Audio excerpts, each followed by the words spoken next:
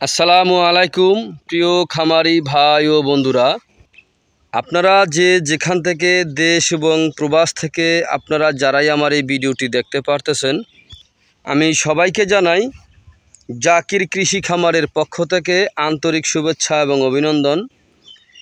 এই যে আমার সামনে যেই ঘাসটি আপনারা দেখতে পারতেছেন, এই ঘাসটির নাম হচ্ছে ইন্দোনেশিয়ান স্মার্ট নেপিয়ার ঘাস, গরু ছাগলের প্রিয় ঘাস। এই ঘাসটি একবার রোপণ করলে কমপক্ষে 5 থেকে 6 বছর পর্যন্ত আপনি একটানা গরু ছাগলকে এই ঘাসটি খাওয়াতে পারবেন। ইন্দোনেশিয়ান স্মার্ট নেপিয়ার ঘাসে আপনার কোনো বিচি হয় না, এই ঘাসে হয়ে থাকে কাটিং। প্রথমে 4 থেকে 5টি গিটের যদি আপনি একটি কাটিং রোপণ করেন, একটি কাটিং থেকে প্রায় 70 থেকে 100টি পর্যন্ত চারা কিন্তু আপনার প্রথমে গজিয়ে থাকে। একবার কাটার পরে কয়েক গুণ বেশি চারা গজিয়ে থাকে।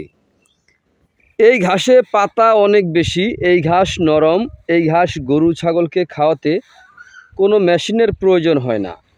এই ঘাস গোড়া থেকে কেটে দিলে সম্পূর্ণরূপে খেয়ে থাকে।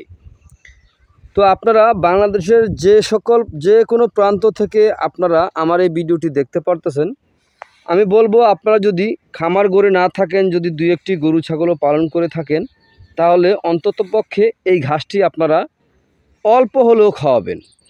এই ঘাসটি যদি একটু হলেও যদি খাওয়াতে পারেন, তাহলে কিন্তু আপনার কখনো লস হবে না। কারণ এই ঘাস খাওয়ালে কিন্তু আপনার দুধ ও মাংস উভয় বৃদ্ধি হয়ে থাকে।